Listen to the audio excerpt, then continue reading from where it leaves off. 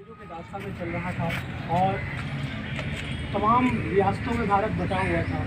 छोटे छोटे राजा नवाब होते थे जिनकी वजह से नहीं हो पाए थे, पर एक बंदे ने एक छोटी सी लाठी लेकर के पैदल यात्रा करके छोटे छोटे आंदोलन करके सारे भारत को एक कर अटूट बांधने का जो अद्भुत कार्य किया, उस अद्भुत कार्य के लिए गांधी जी की जितनी भी प्रशंसा की जाए, उनकी सारी बुराइयों के आगे वो सबसे भारी पड़ता है।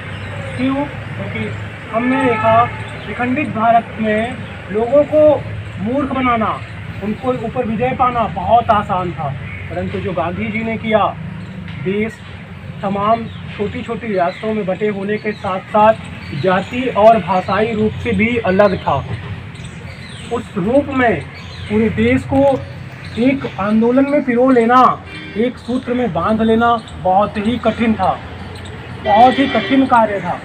परंतु चल करके जो अद्भुत कारनामा कर दिया, उसके इस प्रयास के लिए हम कितनी भी बार धन्यवाद दें कम पड़ता है। क्यों? क्योंकि आज हम कह पा रहे हैं, भले वो सरदार वल्लभ भाई पटेल जी का प्रयास रहा हो या हमारे आज के प्रधानमंत्रियों का प्रयास रहा हो, परंतु इस बीज को रोपा किसने? एकीकरण के इस बीज को भारत में चलाया किसने? हम उसको भूल ही जाते हैं बार बार। आज की गंदी राजनीति में हम उस व्यक्ति की महानता को छिपा देना चाहते हैं।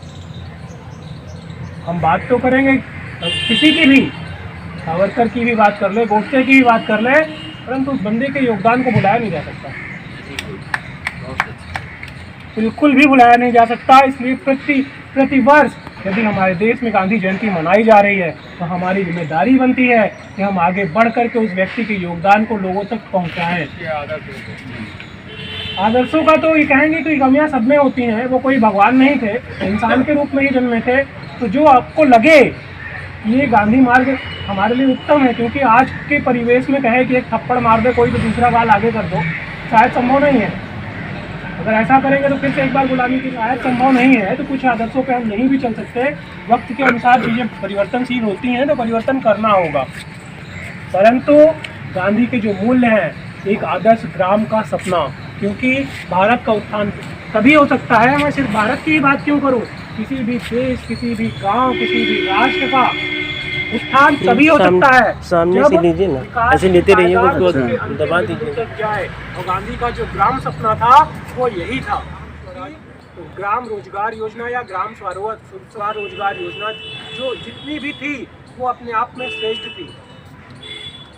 जवाहरलाल नेहरू को प्रधानमंत्री बनाने के बाद वो खुश नहीं थे, परंतु क्योंकि कह सकते हैं कि हमारे यहाँ चीज़ों को 4 तरीके से बांटा गया था, सतयुग, द्वापर और युगों में जो बांट रखा था। उस समय जो हमारे लोग थे वो जबान के इतने पक्के थे कि 1929 के लाहौर अधिवेशन में केवल एक जबान दे दिया था कि नेहरू जाओ, तुम आज़ाद भारत के प्रधानमंत्री हो गए।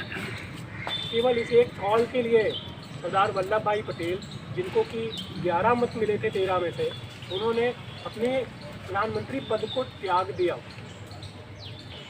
जो आज हम चिल्ला रहे हैं कि घोर कलयुग है, घोर कल बहुत ज़्यादा नहीं बीता, अभी आज आज़ादी के 73 वर्ष में और 74वें वर्ष में हम चल रहे हैं।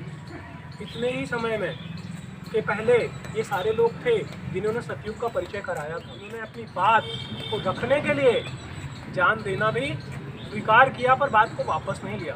चाहे वो गांधी रहे हो, चाहे सरदार वल्लभ भाई पटेल रहे हो, या और कोई भी रहा हो। देश तमाम कठिनाइयों के बाद आज इस रूप में दिखाई पड़ रहा है। तमाम कठिनाइयों के बाद, जिस समय देश आज़ाद हुआ था, सिंचाई के साधन नहीं थे, सिंचाई के पर्याप्त साधन नहीं थे, जिसको तमाम पंचवर्षीय योजनाओं के माध्यम से पूरा किया गया।